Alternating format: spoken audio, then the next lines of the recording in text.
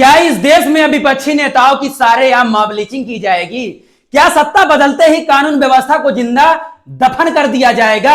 जो मंजर पश्चिम बंगाल के सोनारपुर से सामने आया है, उसे देखकर किसी भी लोकतांत्रिक इंसान की रूह कांप जाएगी। तृणमूल कांग्रेस के बड़े नेता और सांसद अभिषेक बनर्जी पर हुआ हमला कोई अचानक भड़की भीड़ का गुस्सा नहीं था भाई साहब, बल्कि अयान कैमरा एक सोची समझी मर्डर की साजिश थी। कैमरे के सामने सांसद की शर्ट फाड़ दी गई, पत्थरों से चेहरे लहूलुहान कर दिया गया। आज इसी खूनी खेल का पूरा सच बेनकाब करेंगे, बने रहिए वीडियो के अंत तक। नमस्कार, मैं सुग्रीव कुमार। साथियों, अभिषेक बनर्जी वहां किसी चुनावी रैली या शक्ति प्रदर्शन के लिए नहीं गए थे। वे उस पीड़ित परिवार के आंसू पोंछने गए थे जिसने राजनीतिक रंजिश में अपने घर का चिराग खो दिया था भाई साहब। लेकिन जैसे ही उनका काफिला सोनारपुर के इलाके में पहुंचता है, पहले से हथियारों, पत्थरों, अंडों और काले झंडों के साथ घात लगाकर बैठे एक हिंसक भीड़ उन पर टूट पड़ती है। सुरक्षा घेरे को तोड़कर सांसद के साथ बदसलूकी की जाती है। टीएमसी ने इसके तुरंत बाद जो डिजिटल सबूत और तस्वीरें जारी की हैं, वे चीख चीख कर कह रही हैं कि हमला करने वाले कोई आम लोग नहीं थे, बल्कि भारतीय जनता पार्टी के कार्यकर्ता थे भाई साहब। ये सीधा सीधा आरोप लगा रही हैं माननीय ममता बनर्जी जी। सोनारपुर की सड़कों पर जो हुआ, उसने खाकी और प्रशासन की साख को मिट्टी में मिला दिया है। हमले के बाद जब अभिषेक बनर्जी कैमरे के सामने आए तो इनकी शर्ट के परखच्चे उड़े हुए थे भाई साहब। एक सांसद चीख चीख कर कह रहा है कि यह लोकतंत्र की जनाजा है। हैरान करने वाली बात देखिए दोस्तों, अभिषेक बनर्जी इस दौरे पर अपने साथ पहले से ही एक हेलमेट लेकर चल रहे थे। इसका मतलब साफ है दोस्तों कि उन्हें पहले से ही अपनी जान पर खतरा था और ये मालूम था, उन्हें इनपुट मिल चुके थे कि उन पर हमला हो सकता है। अब सवाल यह है कि जब एक सांसद को अपनी सुरक्षा के लिए खुद हेलमेट लेकर घूमना पड़े, तो पुलिस और खुफिया एजेंसियों वहां क्या घास छिल रही थी? बार बार बैकअप फोर्स मंगाने के बाद भी फोर्स क्यों नहीं भेजी गई भाई साहब? सबसे बड़ा सवाल है साथियों। बात सिर्फ धक्का मुक्की या अंडे फेंकने तक नहीं रुकी। भीड़ में शामिल हमलावरों का इरादा सिर्फ डराना नहीं, बल्कि जान लेना था। फुटेज में साफ साफ दिख रहा है कि एक भारी पत्थर सीधे अभिषेक बनर्जी के चेहरे पर निशाना बनाकर फेंका गया।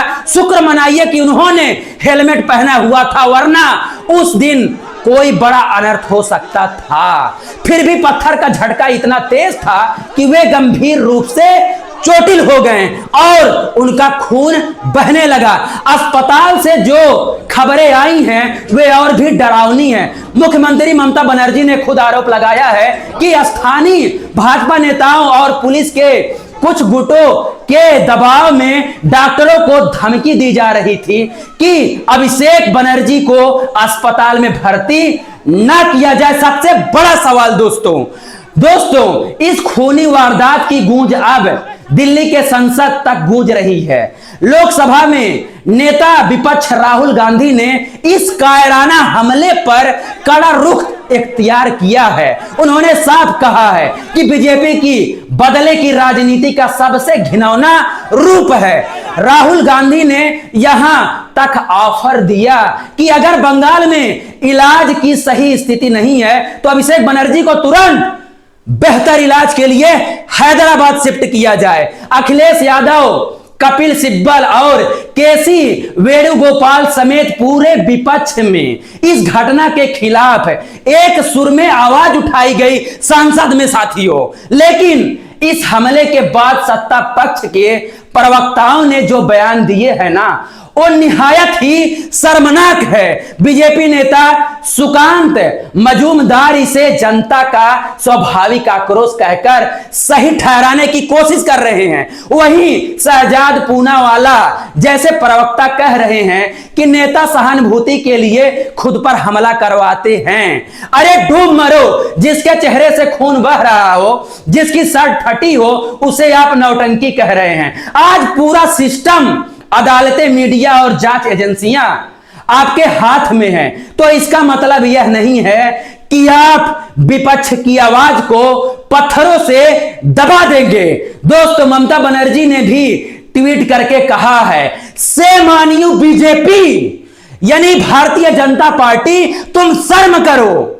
यह लोकतंत्र में किसी भी पार्टी के खिलाफ है इस्तेमाल किए जाने वाला सबसे कठोर राजनीतिक शब्द है। दोस्तों, यह भाषा दिखाती है कि वे अब इस लड़ाई को किसी स्थानीय स्तर की झड़प नहीं बल्कि सीधे राष्ट्रीय स्तर पर बीजेपी की साख से जोड़ रही है। और वहीं दूसरी तरफ देखिए, राहुल गांधी ने इस मामले पर क्या तंज कसा है। आपकी स्क्रीन पर राहुल गांधी का यह आधिकारिक ट्वीट बयान देखिए, जहां उन्होंने लिखा है, सांसद अभिषेक बनर्जी जी पर सोनारपुर में हुआ हमला बेहद निंदनीय है। एक सांसद पर हमला सिर्फ एक व्यक्ति पर हमला नहीं, यह उस जनता पर है जिसने उन्हें चुना है और उस लोकतंत्र पर है भाई साहब, जो हम सबकी साझी विरासत है। यह बीजेपी की बदले की राजनीति का घिनौना रूप है। राजनीति मतभेद कभी हिंसा का कारण नहीं बन सकते।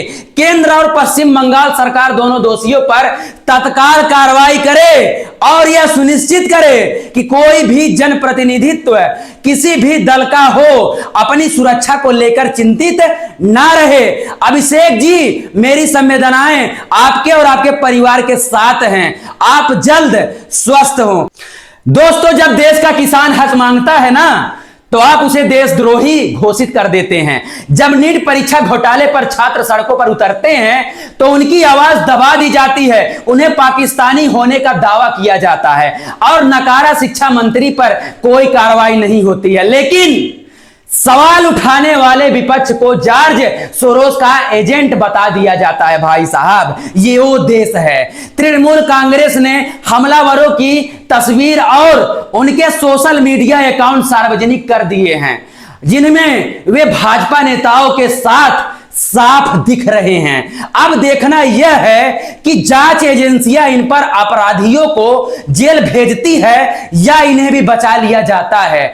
हम शुभेंदु अधिकारी से उम्मीद करते हैं कि वे बंगाल की इस महान धरती को सांप्रदायिक और राजनीतिक हिंसा की आग में नहीं झोंकेंगे। लेकिन इतिहास गवाह है दोस्तों, सत्ता का घमंड हमेशा किसी का नहीं रहता।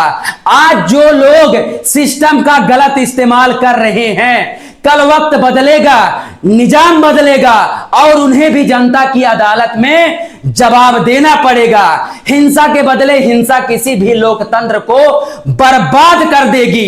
इस पूरी घटना पर आपकी क्या राय है? क्या बंगाल में विपक्ष की आवाज को पत्थरों से कुचला जा सकता है या जा रहा है? कमेंट बॉक्स में अपनी राय जरूर लिखें, वीडियो को शेयर करें और चैनल को सब्सक्राइब करना ना भूलें। धन्यवाद। जय हिंद, जय भीम।